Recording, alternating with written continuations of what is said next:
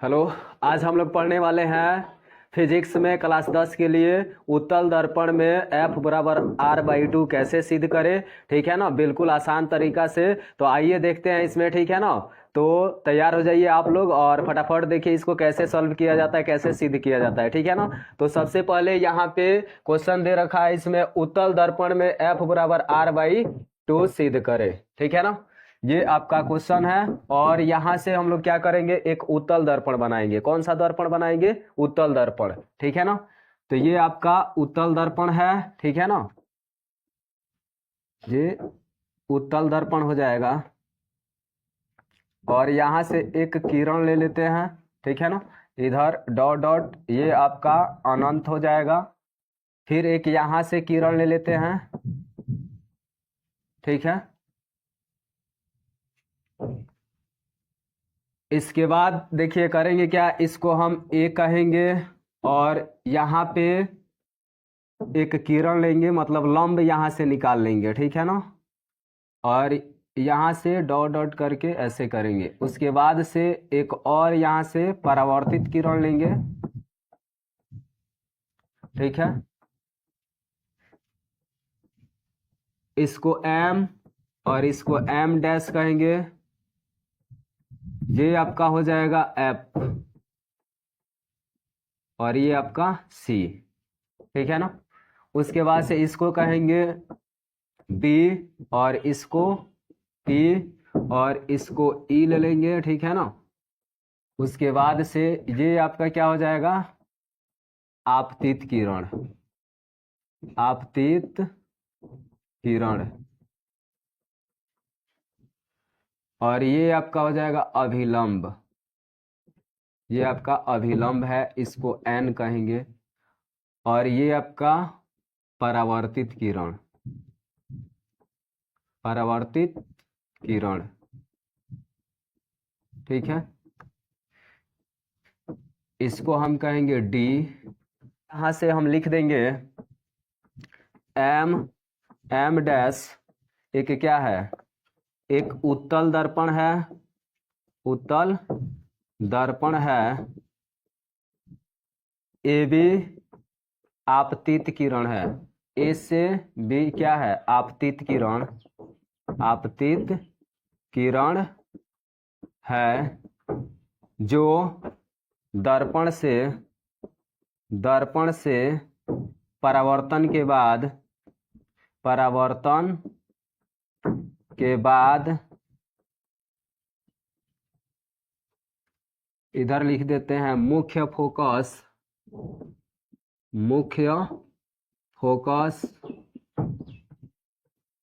यानी एफ से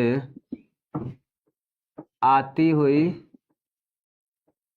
प्रतीत होती है।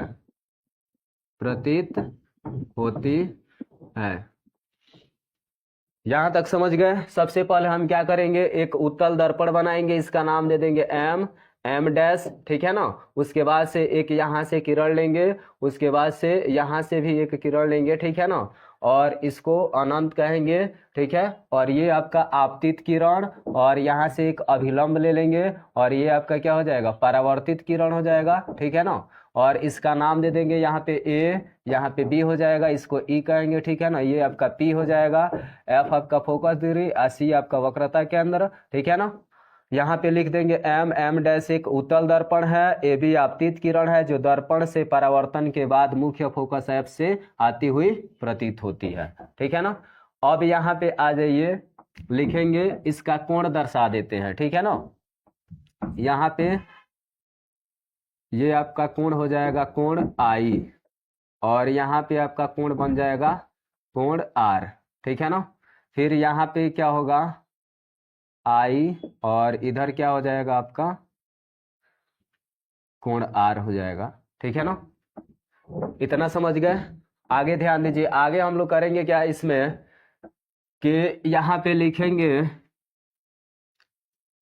कोण आई बराबर कोण आर। ठीक है ना, कोण आई बराबर कोण आर। यहाँ पे लिख देंगे परावर्तन के नियम से।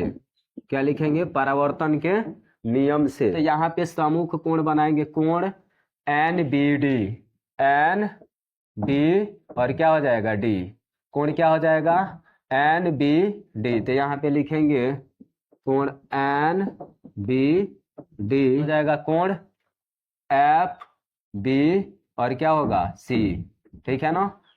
कोण क्या हो जाएगा एफ बी सी। तो यहाँ पे लिखेंगे कोण एफ बी सी। ये कौन सा कोण कहलाएगा सम्मुख कोण, सम्मुख कोण कहलाएगा, सम्मुख कोण। समद्वि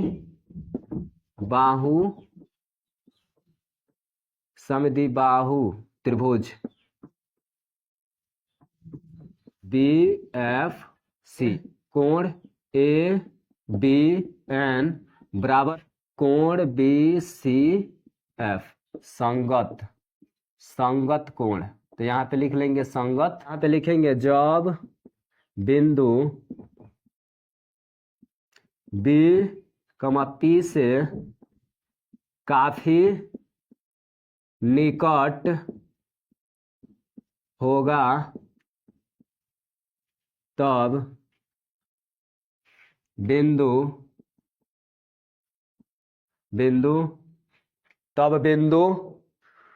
बी पी बिंदु पर होगा, बी पी बिंदु पर होगा, ठीक है। क्या लिखेंगे जब बिंदु बी कमा पी से काफी निकट होगा तब बिंदु बी कमा पी बिंदु पर होगा। पी एफ के बराबर क्या हो जाएगा बी एफ। तो यहाँ पे लिखेंगे पी एफ बराबर क्या लिखेंगे बी एफ। समीकरण कितना होगा 1। अब यहाँ पे लिखेंगे पीसी बराबर क्या हो जाएगा, पीसी के बराबर हो जाएगा P F plus C F, ठीक है ना। तो पीसी बराबर P F plus C F. C F के बराबर क्या होगा पी एफ, ये हमेशा याद रखिएगा। सी एफ के बराबर क्या हो जाएगा पी एफ, ठीक है ना। तो यहाँ पे लिखेंगे पीसी बराबर पी एफ है तो P F plus C F के बराबर क्या है पी एफ है। तो यहाँ पे लिख लेंगे पी एफ।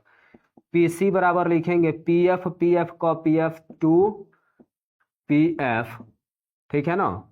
उसके बाद से पीसी आपका क्या हो जाएगा पीसी वक्रता, ठीक है ना। तो वक्रता त्रिज्या यहाँ पे क्या हो जाएगा आर।